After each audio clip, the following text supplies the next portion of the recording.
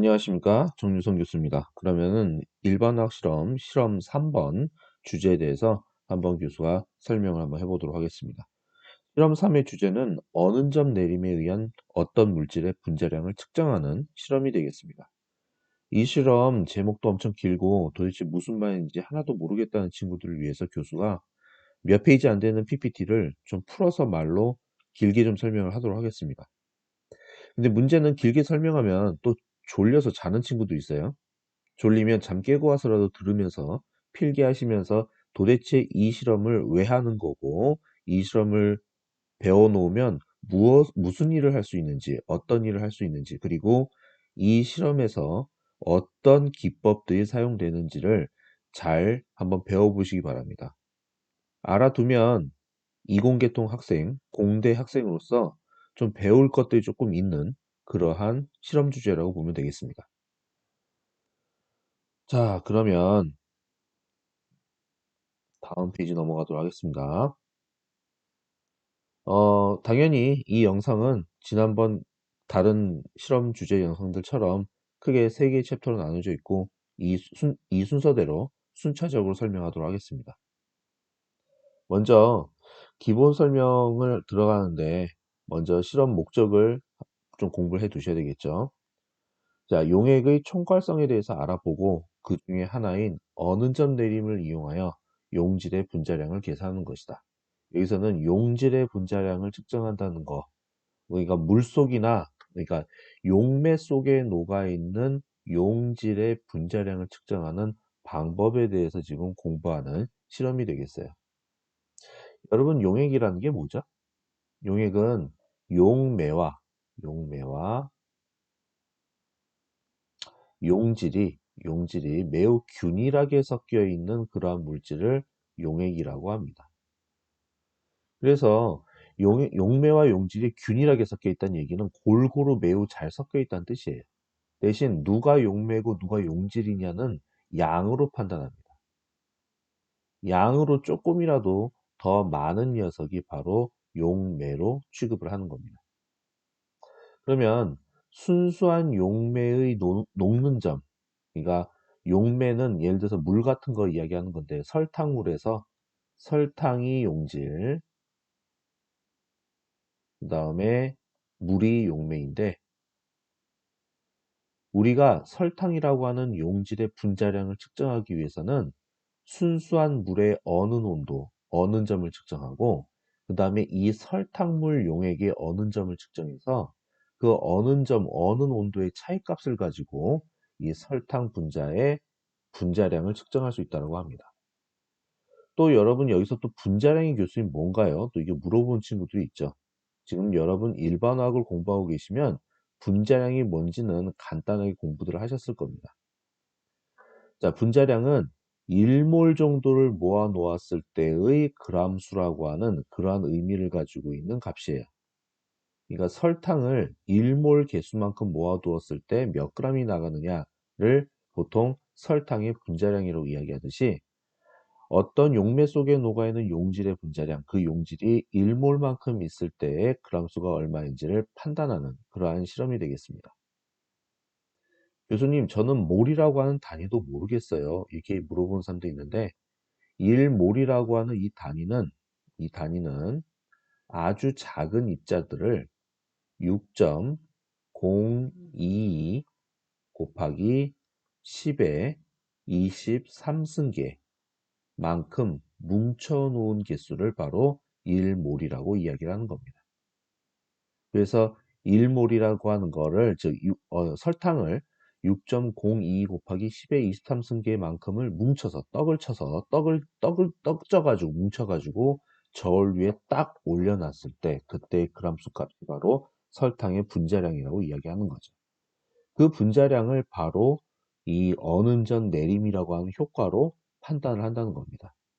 이 어느 점 내리면 도대체 또 무슨 말일까? 또 이것도 이해 못하시는 친구도 있을 수 있어요. 그래서 간단하게 설명을 드리고 총괄성이란 것이 무엇인지에 대해서 교수가 간단히 설명을 드리도록 하겠습니다. 대신 이 총괄성에 대한 스토리를 공부해서 조사해서 레포트로 나중에 쓰셔야 됩니다.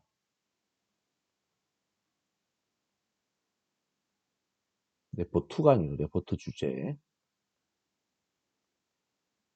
여러분들은 레포트 주제 인터넷에 찾기 어렵다. 뭐 이게 엄청난 불만이시죠. 그래서 첫 번째 주제는 용액의 총괄성에 대해서는 일반화학 책에도 기본적으로 나와 있기 때문에 최소한 여러분들을 공부시키기 위해서 교수가 이 주제를 주는 겁니다. 제대로 읽어보시고 용액이라고 하는 단원을 찾아서 읽어보시고 공부를 하셔서 여러분 나름대로 정리해서 작성하셔야 돼요. 레포트에 대해서 불만 중에 하나가 양이 너무 많다. 그 다음에 공부하는 건 하나도 없다. 배우는 게 아무것도 없다. 이런 얘기를 하는데 찾기도 어렵다. 그 문제를 다 해결할 수 있는 방법은 일반화학 책에 있는 내용을 읽고 공부해서 정리해서 레포트를 쓰시면 찾기도 쉬워, 내용도 제대로 대학교 수준으로 배워 그걸 정리해서 기록까지 하면은 내 머릿속에 정리까지 돼서 학습을 할 수 있어. 이런 여러 가지 문제가 다 해결되기 때문에 이 주제를 꼭 교수가 추가시켜서 과제를 내드리도록 하겠습니다. 자, 그럼 잠깐 얘기하다가 말았던 어는전 내림 뭔지에 대해서 설명을 드리도록 할게요. 개발세발 낙서는 좀 지우고 깔끔한 화면을 보이면서 뒤로 넘어가도록 하겠습니다. 아주 단도직입적으로 직관적으로 설명해 드릴게요. 자, 여러분 이 바닷물은 소금이 거의 대부분이어서 짜기도 하지만 여기에 잡다한 용질들이 많이 녹아있는 일명 수용액이 바로 바닷물일 겁니다. 여기에는 다양한 용질들이 녹아있기 때문에 일명 총괄성이라고 하는 성질이 생겨서 순수한 물, 깨끗한 물을 점점 냉각을 시켜서 얼음을 만드는 과정에서 순수한 물은 섭씨 0도에서 딱 얼지만 바닷물 같은 경우에는 그 총괄성이라는 그 이상한 성질 덕분에 영하 14도에서부터 영하 18도 사이에서 얼도록 되어 있습니다.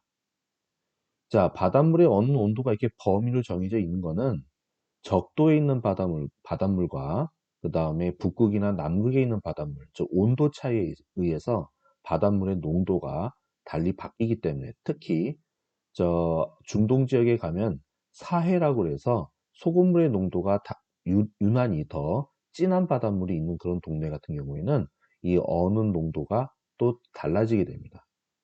하고 싶은 얘기는 뭐냐면 순수한 물이라고 하는 거는 깨끗한 용매, 순수 온리 한 종류의 용매만 있는 상태인 거고 이 용매의 어는 점보다는 무조건 바닷물과 같은 용액의 어는 점이 훨씬 더 낮아져서 보다 더 훨씬 낮은 온도에서 얼기 시작한다는 게 바로 어는 점 내림 현상이라고 하는 겁니다. 이 어는 점 내림 현상에 의해서 아무리 추운 겨울날 영하 10몇 도로 떨어지는 추운 겨울날 바닷물이나 특히 한강물 같은 걸 봤을 때 잘 얼지 않는 이유 깨끗한 물을 담아놓은 물컵에 있는 물은 냉장고 위에 냉동고에만 집어넣으면 금방 어는데 한강물이나 바닷물 같은 건 냉장고에 집어넣는다고 해서 냉동고에 집어넣는다고 해서 영하 4도, 영하 6도 뭐 이런 데서는 절대 얼지 않는 이유는 바로 용질들이 둥둥 떠 있는 용액이기 때문에 그렇다는 겁니다. 그래서 하고 싶은 얘기는 뭐냐면 깨끗한 용매보다 용질이 섞여 있는 용액의 어는 점이 훨씬 더 낫다라는 점.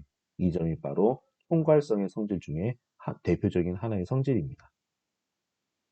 자, 그래서요. 용액의 총괄성에 대한 정의는 간단하게 이렇게 설명이 되어 있습니다. 용액의 물리적인 성질로 용액 내 용질 종류 또는 성질에 상관없이 자 별표입니다. 상관없이 용질의 종류가 뭐가 되었든 성질이 어떤 게 되었든 간에 상관없이 용질 알갱이 수, 그러니까 용매 속에 둥둥 떠댕기는 용질의 알갱이 수와 관련되어 있는 성질을 총괄성이라고 합니다. 그러니까 용액에서만 발견될 수 있는 특별한 성질이에요. 그 성질이 크게 네 종류가 있는데 진기압 내림, 진기압이 떨어지는 현상, 깨끗한 용매에 비해서 어는 점이 깨끗한 용매에 비해서 용액에서 더 떨어지는 현상, 끓는 점이 오르는 현상, 그 다음에 삼투압이 형성되는 현상을 갖다가 용액의 총괄성이라고 이야기를 해요. 여러분들은 요번 레포트 첫 번째 주제로는 이 증기압 내림이 뭔지, 어는 점 내림이 뭔지, 끓는 점 오름이 뭔지, 삼투압 현상이 게 뭔지에 대해서 조사해서 공부해서 보고서를 작성을 하시고 증기압 내림을 계산하는 공식, 계산하는 방법, 어는 점 내림과 끓는 점 오름, 삼투압을 계산하는 방법에 대해서도 조사를 해서 보고서를 작성하시면 됩니다. 자료는 정말 풍부해서 5장 레포트 분량 중에 2페이지 이상은 충분히 채우실 수 있을 거예요. 자, 공부하시면서 채우라고 얘기하는 거는 뭐냐면은 교수가 여태까지 주제 1, 2, 3 정해가지고 여러분 보고 조사하라는 것 중에 일반화학 교재를 보고서 공부해서 답을 써갖고 오라는 거, 그런 것들은 책에 정형화되어 있는 내용들이기 때문에 나중에 기말고사에 가서 교수가 시험 문제를 거기서 낼 겁니다. 조사를 괜히 시킨 게 아니라 공부를 시켜서 학습이 됐는지를 꼭 확인을 하고 말 거예요. 그래야 학점이라는 걸 줄 수가 있죠. 교수가 악랄하게 보이나요? 왜냐하면 이거는 여러분 수업입니다. 학생들의 수준을 교수는 항상 체크해서 학점을 주도록 되어 있기 때문에 그거에 대한 명확한 기준을 지금 세우고 있는 거예요. 그리고 공부할 거리를 명확히 드리고 있는 거고요. 여러분들이 실험실에서 실제 실험을 안 하는 만큼, 지금 상황이 안 돼서 실험을 못하는 상황이잖아요. 그런 만큼 뭔가 부가적으로 해야 될 것들이 있어야 되는 게 당연한 겁니다. 다음, 이 총괄성이라는 거를 알아내기 위해서는, 총괄성이라는 거를 계산하기 위해서, 즉 증기압도 계산하고 어는 점도 계산하고 뭐 끓는 점 오름도 계산하고 삼투압 현상도 계산을 해내려면 용액의 농도를 측정할 줄 알아야 됩니다. 용액의 농도를 측정하는 단위가 여러 가지가 실제 존재합니다. 우리는 퍼센트 농도만 알고 있잖아요. 근데 이제부터는 용액의 총괄성에 있어서는 이 퍼센트 농도를 잘 쓰지 않습니다. 퍼센트 농도는 그야말로 간단하죠. 용액 전체의 질량, 즉 용매와 용지의 질량을 100이라고 봤을 때 그 속에 들어가 있는 용지의 질량이 얼만큼 되는가로 계산하는 아주 단순무식한 계산 방법이죠.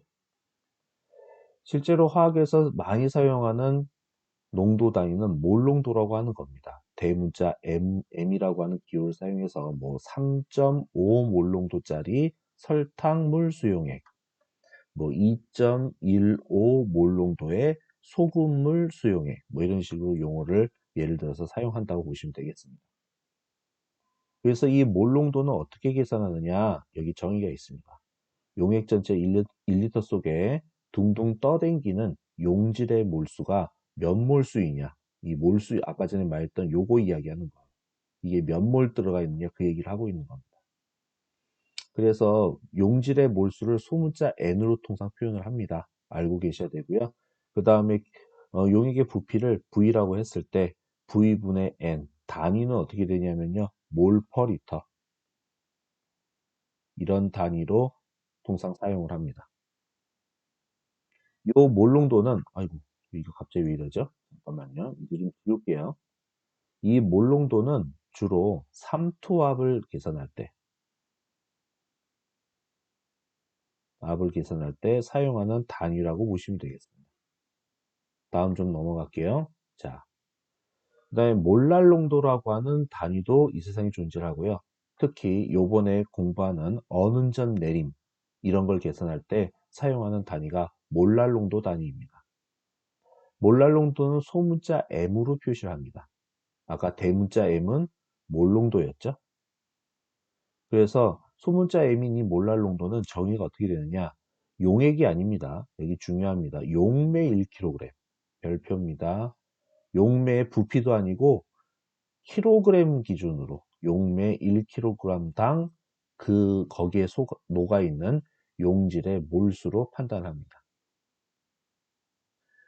그래서 용매의 킬로그램을 W킬로그램이라고 하고 용질에 녹아있는 용질의 몰수를 어떻게, 이 용매에 녹아있는 용질의 몰수를 N몰이라고 한다면 이런 식으로 표현할 수 있다는 거죠. 단위는 이렇게 되는 겁니다. 당연히 몰퍼, 소문자 몰퍼 킬로그램, 이렇게 설명할 수 있는 거죠.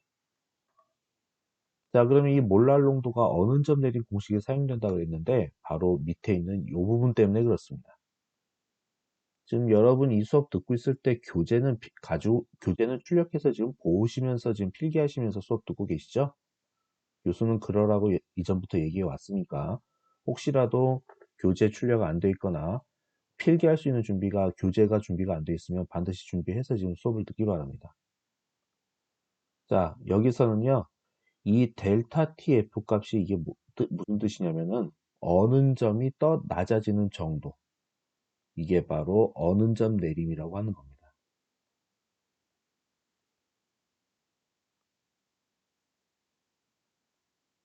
어는 온도가 떨어지는 폭.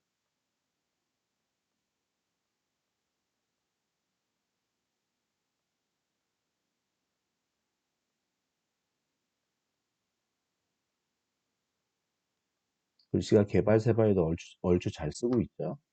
여러분이 필기하시기 편하도록 교수가 최대한 장인 정신으로 쓰고 앉아 있는 겁니다.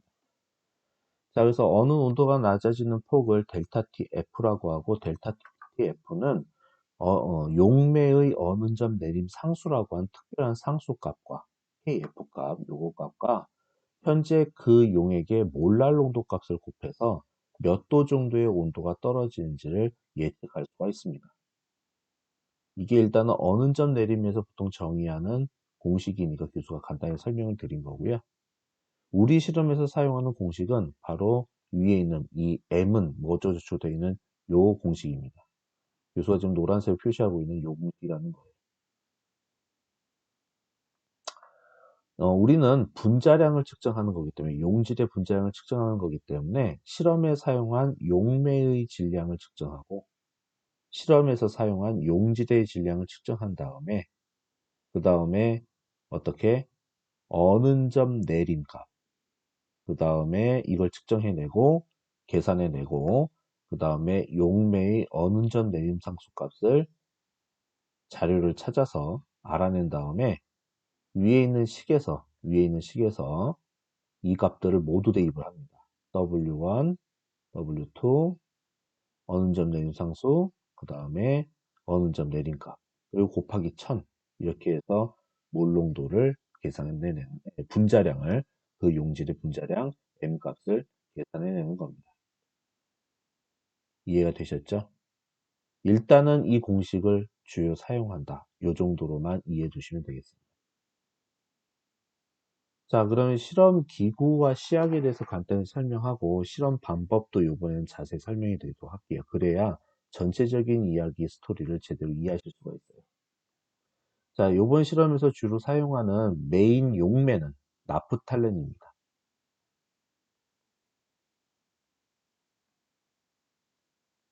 순수한 나프탈렌만 뭐 녹이고 다시 얼리고 굳히고 이렇게 하는 거는 순수한 용매 나프탈렌을 가지고 실험을 하는 것이고요. 거기에 여러분한테는 알려드리지 않은 미지시료, 나프탈렌도 하얀색 고체덩어리인데 미지시료도 하얀색 고체덩어리라서 둘이 같이 녹으면은 솔직히 잘 섞여서 잘 보이지도 않습니다. 구별이 안 됩니다. 이렇게 두 가지를 준비를 하고요. 그 다음에 온도계, 당연히 온도를 측정해야 되기 때문에 온도계가 있어야 됩니다. 고무막에 시험관에 설치해야 되기 때문에 이런 것도 고무막에도 필요하고요. 시험관도 필요하고 그 다음에 500ml 비커, 모는 종이라는 게 이게 좀 필요하고요. 그 다음에 철사, 스탠드, 그 다음에 클램프, 아세톤 이런 것들이 필요합니다. 클램프는 이런 지금 집게를 얘기하는 거예요. 시험관을 붙잡을 수 있는 집게. 철사는 교반 철사라 그래가지고 스터러, 저어주는 것이라는 뜻인데요. 젖게란 뜻입니다. 여기에다가 나프탈렌을 갖다가 담아놓고 녹여가지고 나프탈렌의 뜨끈뜨끈한 액체가 되어 있는 상태를 균일하게 온도가 이게 잘 퍼질 수 있도록 수시로 잘 저어주면서 그런 역할을 한다는 거예요. 교반 철사가 없을 때는 유리 막대를 사용해도 됩니다.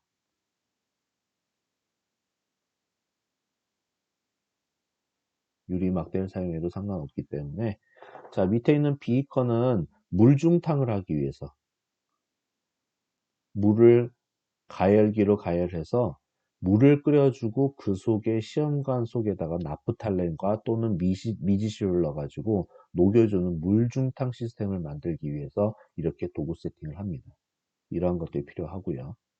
그다음에 모는 종이에 대해서 간단히 설명을 드리는데 모는 종이는 실제 조별로 두 장을 주는 이유는 깨끗한 나프탈렌만 가열해서 식히면서 어느 온도를 측정할 때 한번 사용을 하고, 미지시료와 나프탈렌을 섞어가지고 용액의 형태로 뜨거운 용액이 식으면서 고체로 굳어가는 과정을 온도를 측정하면서 이렇게 눈금을 재기 위해서 모는 종이가 각각 2장이 필요합니다.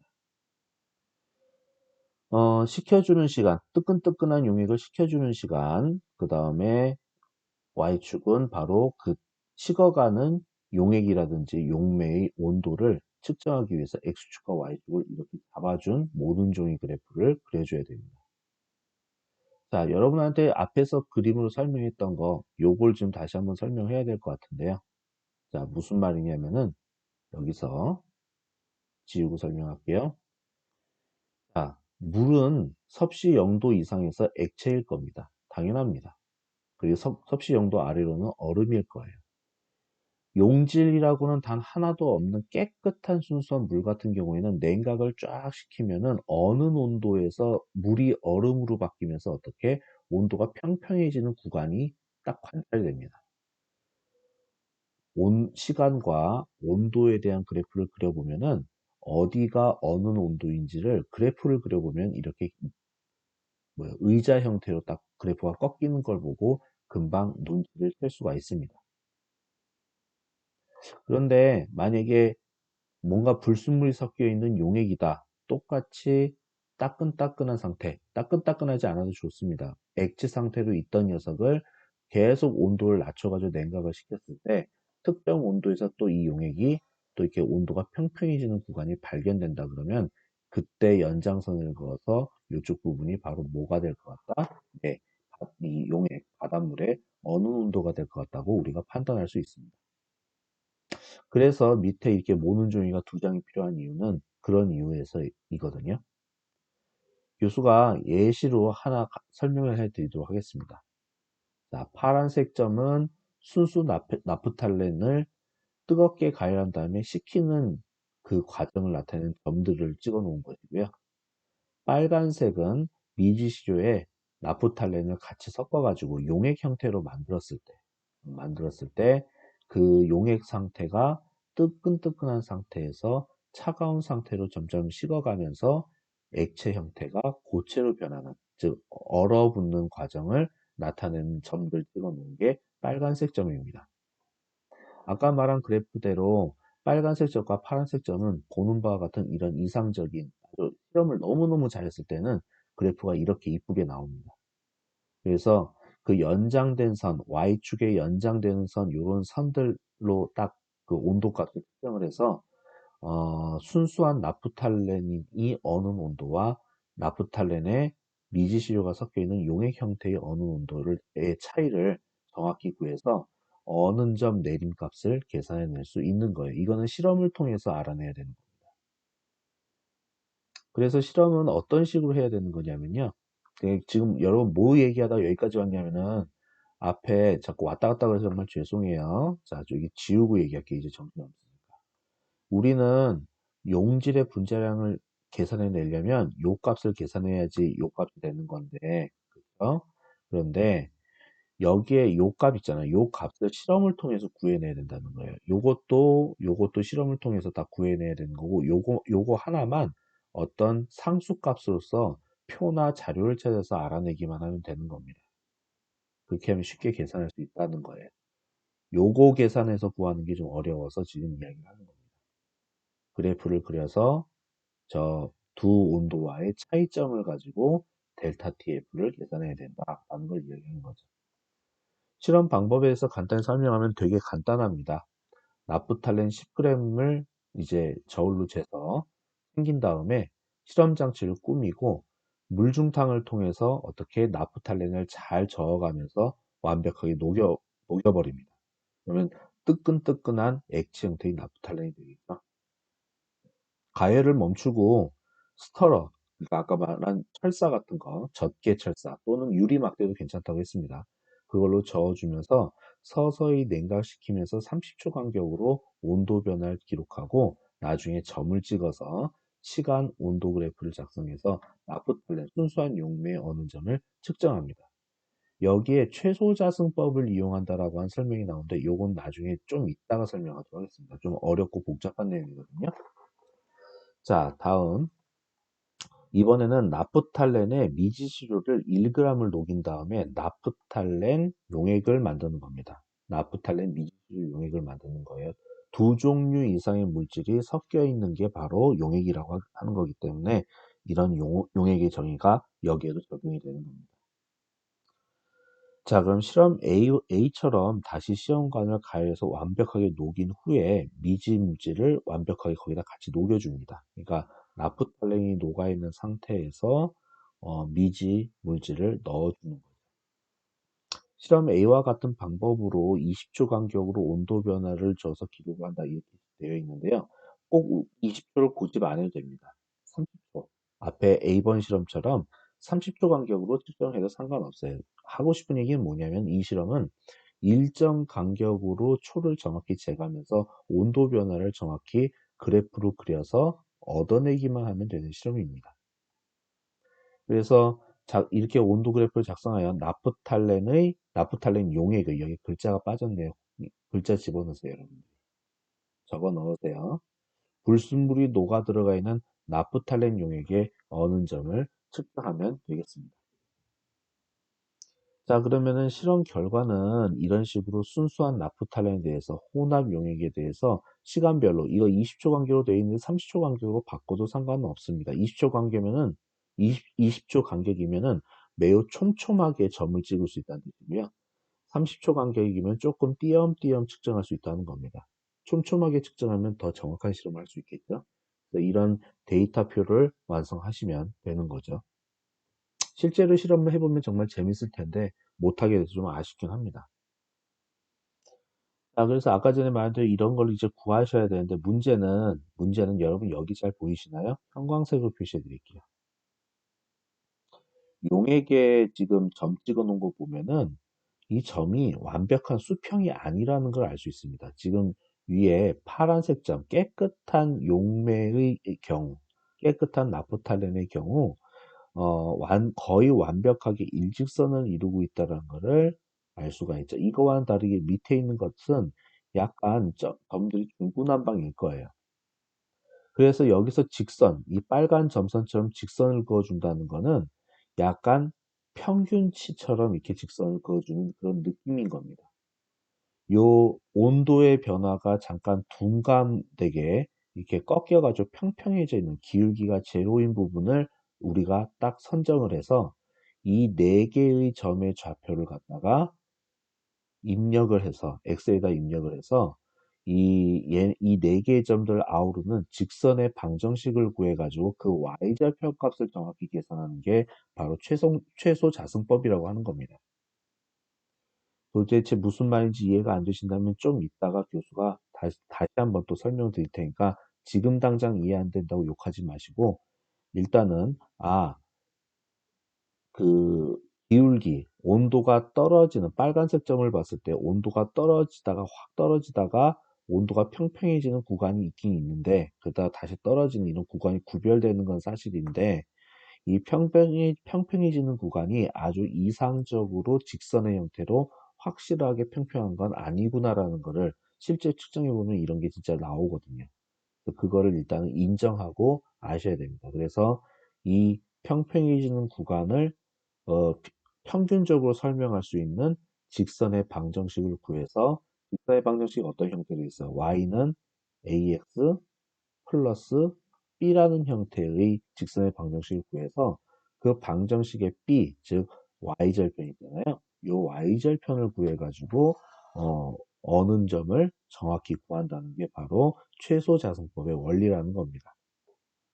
그러면 무슨 말이냐 또 이것도 얘기하고 싶어요. 여러분한테는 충격적이겠지만 순수 나프탈렌의 그 냉각곡선 이걸 갖다 냉각곡선이라고 하거든요. 파란색 점으로 이렇게 해놓은 거. 냉각곡선이 이 부분이 이상적으로 측정했을 땐 정말 직선이 맞습니다만 순수한 나프탈렌에 대해서 측정할 때도 사람이 인간의 눈으로 측정하기 때문에 이 점들이 완벽한 일직선이 될 수가 없어요. 그래서 여기서도 최소자승법으로 여기서도 y는 ax 플러스 b라고 하는 최소자승법으로 식을 구해가지고 우리가 원래는 계산을 해야 되는 게 맞습니다. 자, 어쨌든 이제 이 최소자승법이라고 하는 거에 대해서 좀 설명하는데 최소자승법은 원래 공학용 계산기를 이용해서 계산해야 되는 거예요. 이 최소자승법은 엑셀에서의 추세선식과 거의 비슷한 의미입니다. 예시를 들어서 교수가 이런 표를 만들어 봤는데요. X축은 초로 잡고 그 다음에 Y축은 온도로 잡아가지고 그래프를 그리면 이렇게 점들이 이렇게 찍혀가지고 오른쪽과 같은 이런 그래프가 만들어질 겁니다. 엑셀에서는 이렇게 데이터 점들이 딱 이게 딱 이런 좌표들이 이렇게 여기에 찍혀지게 되면 여기서 추세선이라고 하는 옵션으로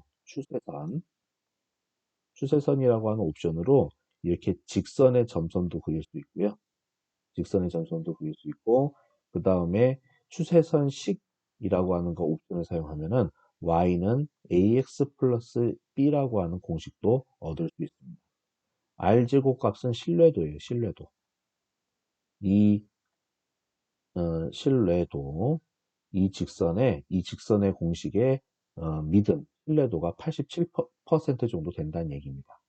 자, 어쨌든 이 46.1이라고 하는 이 값은 이 점선을 계속 연장해서 그었을 때 바로 여기 부분이 되겠죠. 그러니까 요 실선에 의해서 요 점선에 의해서 판단되는 y절편 값이 46.106도라는 것을 우리가 알 수 있는데 요 지금 여러분한테 보여드린 요 그래프는 엑셀에서 교수가 추세선으로 지금 이걸 보고 그려서 만든 겁니다. 공학용 계산기는 여러분 어떻게 생겼냐면은 최소자승법이라고 해가지고 공학용 계산기는 그 기능과 성능이 무궁무진합니다. 어마무시한데 엑셀처럼 공학용 계산기에다가 여기는 이런 시간의 축 좌표와 온도 축에 대한 좌표를 죄다 다 입력을 해서 엔터를 몇 번 때리면은 바로 공학용 계산기 안에 화면창에서 y는 ax 플러스 b라고 하는 공식의 식이 딱 인쇄돼서 나옵니다. 디스플레이에 딱 떠요. 이런 식이 나온다는 거죠. 그래서 사실은 여러분 공학용 계산기의 최소자승법, 공학용 계산기를 이용해서 이런 식을 뽑는 거를 최소자승법이라고 한다는 거예요. 근데 이 최소자승법을 왜 지금 강조하고 있는 줄 아세요, 여러분? 여러분들은 문과 학생들도 아니고 이공계통 공대 학생들입니다. 공대 학생들 치고 공학용 계산기를 안 쓰고 대학을 졸업했다 그러면 그 대학이 이상한 거고 그 학생이 이상한 거예요. 공학용 계산기를 이용해서 최소자승법도 계산할 줄 모른다 그러면은 대학 교육을 덜 받은 겁니다. 그래서 최소자승법을 사용하는 공학용 계산기의 옵션에 대해서 교수가 조사를 해보라고 아마 생각해 볼 문제 과제에서 교수가 과제를 내줄 거예요. 그러니까 레포트를 쓸 때 공학용 계산기를 이용한 최소자승법 계산 방법을 조사해서 또 오셔야 됩니다. 인터넷에 널리 나와 있습니다. 가뜩이나 5, 6년 넘게 교수가 또 우리 한국산업기술대학교 위에 선배들마다 최소자승법에 대해서 설명 나와 있는 페이지 조사해가지고 적어서 레포트 제출하라고 무진장 시켜왔기 때문에 인터넷의 자료들이 더 많이 늘어났을 거예요. 분명 찾으실 수 있을 겁니다. 자, 그 다음에 좀 지우고 넘어갈게요. 너무 낙서가 돼 있어서 피칠돼 있으니까 좀 무섭다. 아유, 깔끔하니까 참 좋네요. 자, 다음 넘어갑니다. 그렇게 해서 그 아까 순수 나프탈렌의 어느 농도 T1, 호남 용액의 어느 농도 T2를 특정을 하고 자, 나프탈렌의 어느 점 내림상수 KF 값은 6.9로 딱 상수화되어 있기 때문에 교수가 교재를 통해서 지금 알려주고 있으니까 이걸 사용하시면 됩니다. 그래서 델타 TF 어느 점 내린 값은 두 온도간의 차이 값으로 계산하시면 되고요. 그 다음에 밑에 이 공식 아시죠? 20페이지에 나와 있는 요 식입니다. 그래서 여기에 TF 값 대입, KF 값 대입, 그 다음에 사용한 나프탈렌의 질량, 사용한 미지시료의 질량을 대입을 해서 어떻게 이 분자량을 계산하시면 됩니다. 그런 얘기를 하고 있는 거예요. 지금 되게 차분하게 되게 충분히 설명을 해주고 있는데 이해가 여러분 되고 있을려나 모르겠네요. 집중해서 들으셔야 됩니다. 자, 그러면은 실제 실험을 하게 되면 어떤 모습인지 한 6분짜리, 4분짜리 한 요 정도 영상, 한 5분 전후 정도 될 것 같은데요. 막 10분 절대 안 넘습니다. 영상을 한번 보도록 하겠습니다. 어떤 모습인지요. 자, 음, 이거를 어떻게 하면 되죠? 됐네요. 먼저, 우리 실험실에, 제가 3년 동안 이, 직접 얼굴 알고 지내면서 가르쳐 왔던 남자 조교가 나프탈렌을 지금 저울로 재고 있습니다. 너무 제가 잘 알고 있는 친구인데, 담배를 많이 펴서 그런지 몰라도 손에 수전증이 있어가지고, 저기 저울 위에, 유산지 위에다 정확히 나프탈렌 가루를, 네, 나프탈렌 가루를 올려놔서 재야 되는데, 이 저울에 그 옆에, 아이고, 미안합니다. 어, 이게 플레이가 안 되나? 잠깐만요.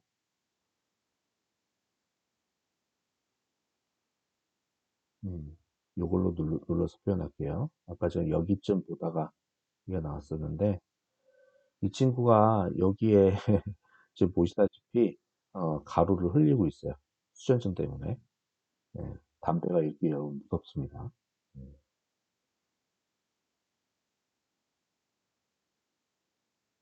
자, 그리고 이렇게 나프탈렌이라는 걸 확인하고 가루를 이렇게 담아주는 건데, 아까 여기도 이렇게 10.00g을 정확히 재서 종이 윗부분만 흘린 것까지 다 긁어 모아서 시험관에다 담습니다. 그래야 정확히 10g의 나프탈렌이 이게 시험관에 모여질 수 있겠죠. 네. 그 다음에 시험관을 이제 클램프에다 고정을 시킵니다. 밑에 부분을 어떻게 해야 되기 때문에, 예, 물중탕을 해야 되기 때문에, 시험관의 윗부분을 클램프로 단단하게 조여서 고정을 시켜줍니다. 밑에 있는 건 물가열기, 그냥 물가열기 아니라 그냥 가열기라고 불러야 되고요.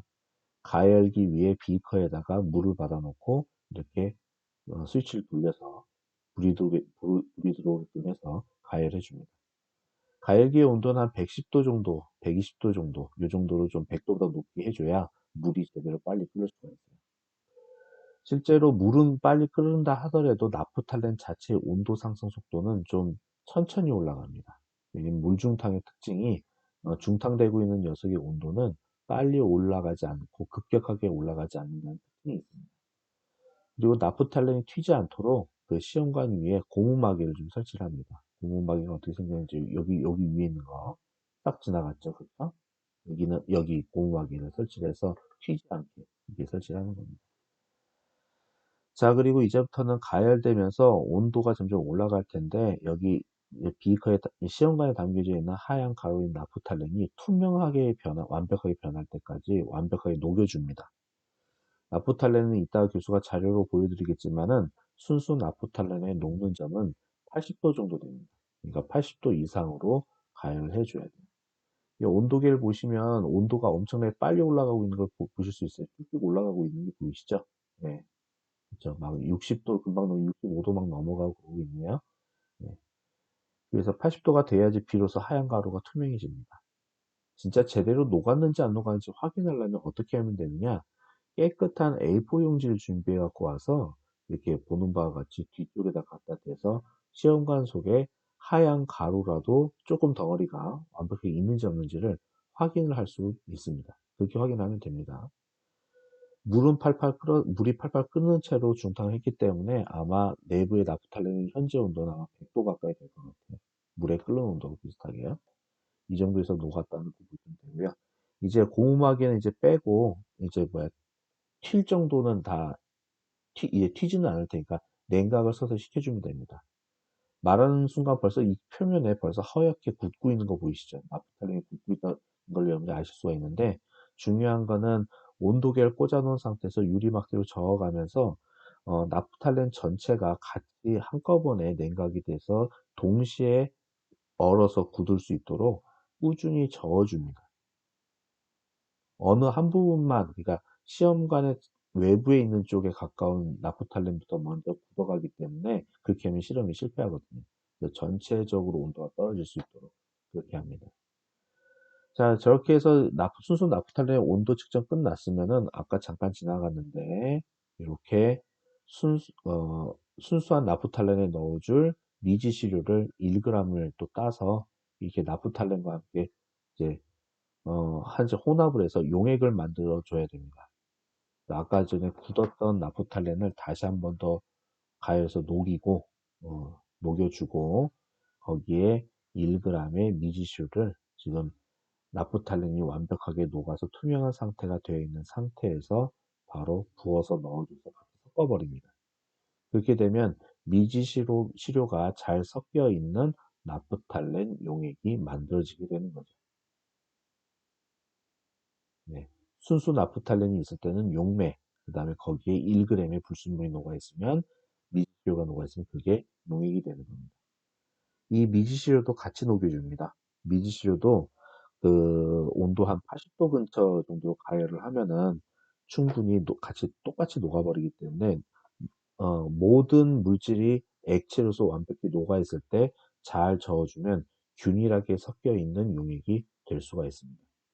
가열 중에 튀지 않도록 고무막이는 철저하게 씌워주시고요. 네. 이럴 때는 손이 딜 수 있기 때문에 정말 저렇게 조교처럼 장갑을 철저하게 끼셔야 됩니다. 자, 됐습니다. 이제 완벽하게 투명하게 됐기 때문에 이제 꺼내서 이 혼합용액에 녹는 점이 아니죠. 어는 점을 측정하면 됩니다. 온도를 냉각시켜 가면서 이제 측정하시면 돼요. 중간에 당연히 유리막대를 넣거나 철사를 넣어서 균일하게 혼합을 해주면서 냉각을 해주시면 됩니다.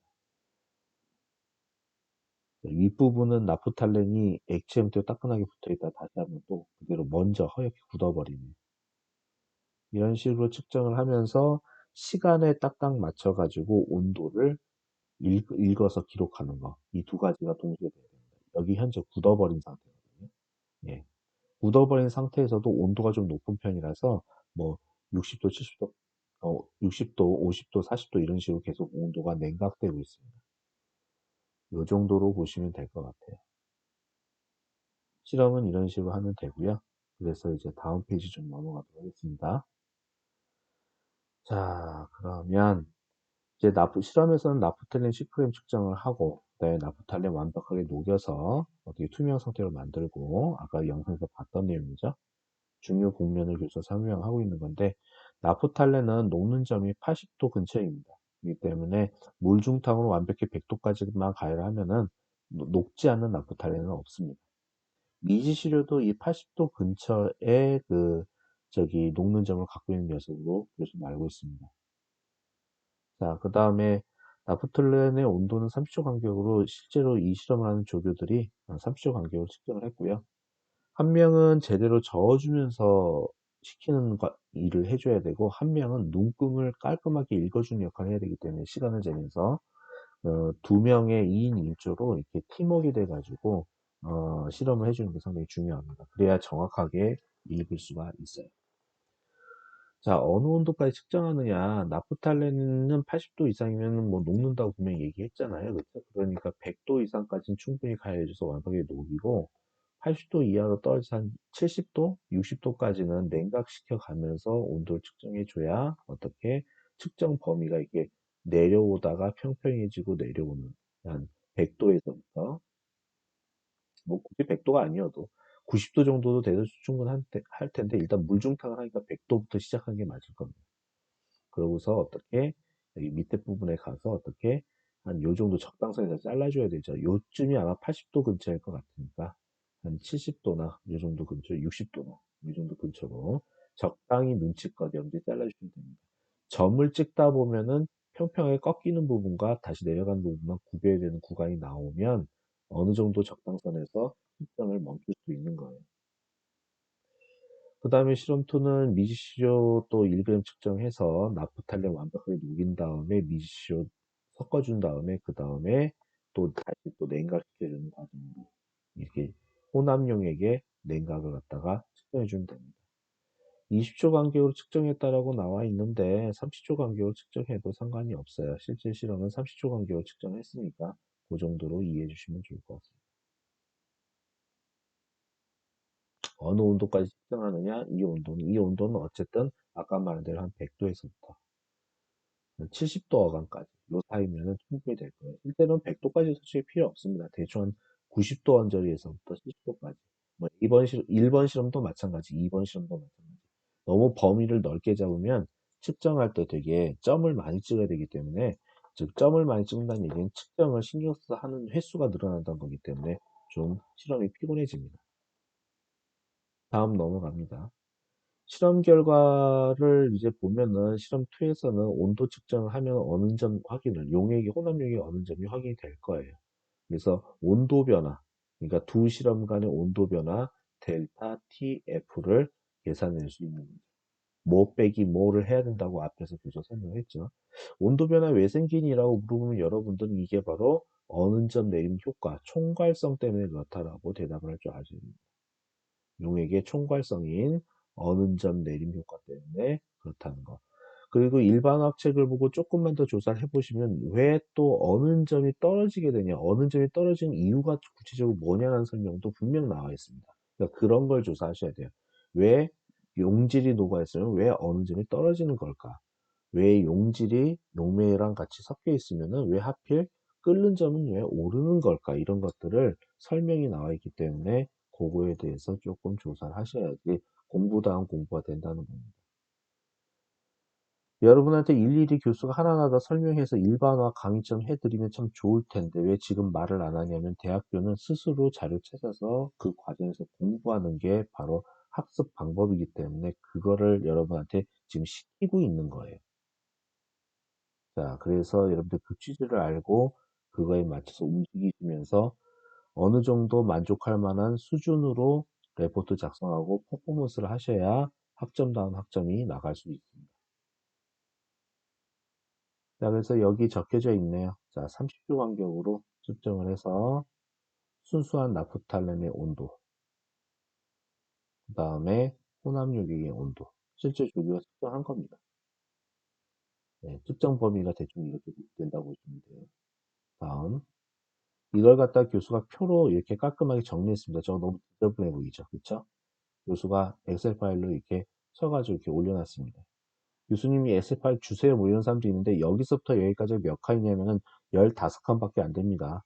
숫자 적어봐야 복잡한 숫자들도 아니고 여러분들이 한번 일일이 적어서 한번 어떻게 적어놓고 엑셀 같은 거 한번 만들어 보시고 한번 추세선 같은 거 구해 보시기 바랍니다. 그러면은 델타 T를 델타 TF를 누구나 구하실 수 있을 거예요.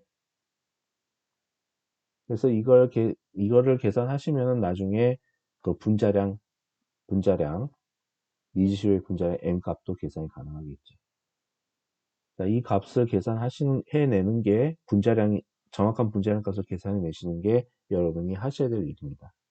물론 레포트 내에 이 내용이 들어가는 것도 사실이고요. 레포트에 이 표를 그려야 되나요, 교수님? 아니요, 안 그리셔도 상관없습니다. 대신 이 표는 그리지 않더라도 엑셀 파일로 요런 그래프와 함께 이런 그래프와 함께 어떻게 추세선 정도는 그리는 그러한 자료가 들어가 있으셔야 돼요.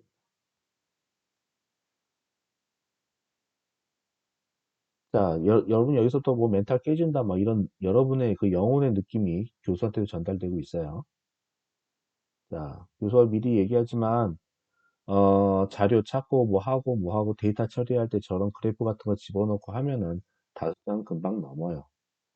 뭐 표 그래프 빼고 5페이지 넣으라 그러니까 꽉 채워서 집어넣는 거라고 또 흥분해갖고 막 에브리타임에다 글 올리는 친구 봤는데 나는 꽉 채우라는 말 한 적도 없고 적당히 실제로 납득될 수 있는 범위 안에서 보고서를 쓰다 보면은 당연히 5장이 넘어요. 이 분량 가지고 5장 문장이 말이 안 됩니다. 표까지 포함해서 5장도 허용해 드릴 테니까 한번 조사해서 한번 써보시길 바래요. 과제 주제는 정확히 적어 드릴 테니까 그것대로 한번 써보시면 좋을 것 같습니다. 이번에는 분량에 대해서 되게 디테일하게 정해 드릴 테니까 어떻게 교수가 디테일하게 분량을 이게 지정을 해주는지 한번 과제란의 공지사항 잘 한번 읽어보시기 바래요. 자, 그거 잘 읽어보시면은 아마 알게 될 겁니다. 이게 무슨 말인지. 자, 그 다음에 세 번째, 이번 학기 실험실에서 또 다루게 될 다양한 실험 도구. 아까 여러분 영상에서 이런 거 봤죠? 예, 가열기요. 가열기는 우리 실험실에 쓰는 건 단추가 하나밖에 없습니다. 즉, 이 뜨거운 판 있잖아요. 영어로는 핫플레이트라고 합니다. 뜨거운 판 이런 뜻인데 가열기란 뜻인데요. 이 단추가 하나 있는 건 온도 조절용 단추고요. 좀 더 비싼 기능이 하나가 더 추가된 그 가열기는 옆에 교반기 기능이 있는 단추까지 갖고 있습니다. 여러분 옆에 액체가 소용돌이 치면서 지금 돌고 있는 모습 보이시죠? 여기 밑에 마그네틱 바라고 자석 막대기라고 해서 이게 이렇게 이렇게 생긴 딱 이렇게 생긴 모양의 마그네틱 바를 자석을 넣어두게 되면은 이걸 이쪽 단추를 키게 되면 이 마그네틱 자석이 속에서 고속으로 회전을 합니다. 그래서 여기 있는 용액을 매우 균일하게 항상 혼합을 시켜줘요. 그런 장치입니다. 가열기는 이 스터러, 이거 발음이 스터러라고 읽으셔야 됩니다. 스티어러가 아니라 스터러입니다.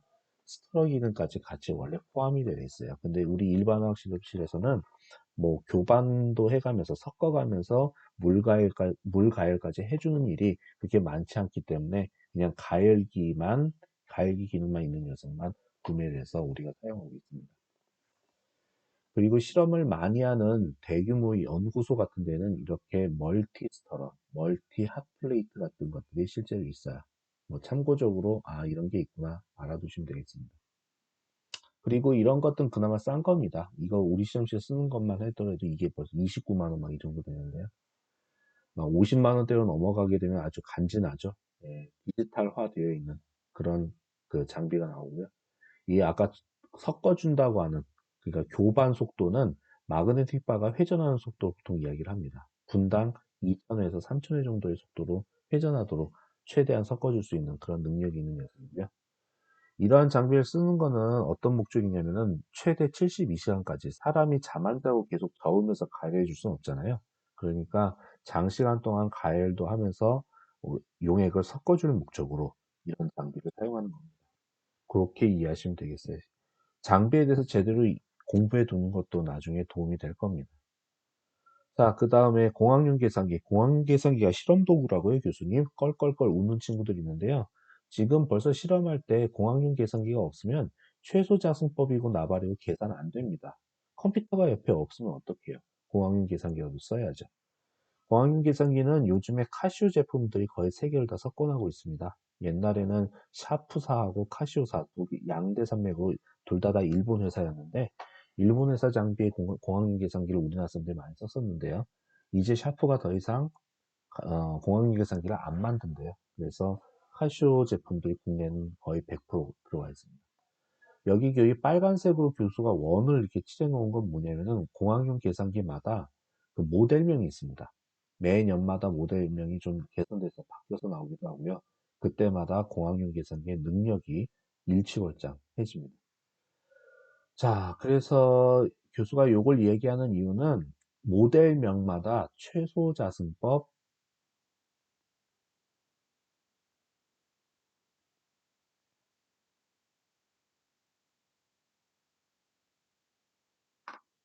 계산을 위한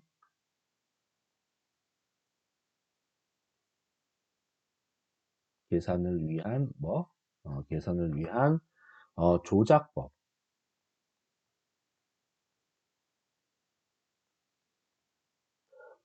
그 카시오 이 공학용 계산기의 모델명이 되게 다양한데 그 중에서 널리 싸게 쓰이는 거 이 공학용 계산기 가격 해봐야 25,000원이 안 넘습니다. 네, 실제로요. 그래서 FX 모델명 교수가 적어준 이유는 좀 이따 얘기할게요. 570 ES 플러스 이게 가장 싸고 가성비가 좋아서 요 모델을 사람들이 가장 많이 써요. 현재 대학생들이라면 거의 이거는 거의 공통적으로 쓰고 있습니다. 그래서 이 모델 넘버의 공학용 계산기를 이용해서 최소자승법 계산을 위한 단추 누르는 어떤 단추 누르고 어떤 단추 누른 다음에 어떤 단추를 누르고서 그 다음에 좌표를 입력을 하고 엔터를 때리고 무슨 키를 누르면 y는 ax 플러스 b의 추계에서 직선의 방정식이 이 계산기 화면에 뜬다. 그 단추를 누르는 그 순서 같은 거 있잖아요. 그런 거를 조사를 한번 해 오셔야 됩니다. 미리 말씀드리는데 기말고사 때 교수가 표 같은 거 던져주고 이 표에 근거해서 최소자승법을 계산해서 직선의 공식 한번 계산해봐라 라고 진짜 시험 문제 내고 말 거예요. 진짜 강한 의지를 가지고 얘기하죠. 그래서 이 최소자승법 계산을 위한 조작법을 공부해 두시면 그 여러분들이 직선의 방정식을 구해서 무언가를 계산할 수 있는 문제를 푸실 수 있습니다. 기말고사 시험 문제 보시면 여러분 깜짝깜짝 놀랄 거예요. 그렇기 때문에 미리 공용 계산기 정도는 공부해 두셔야 돼요.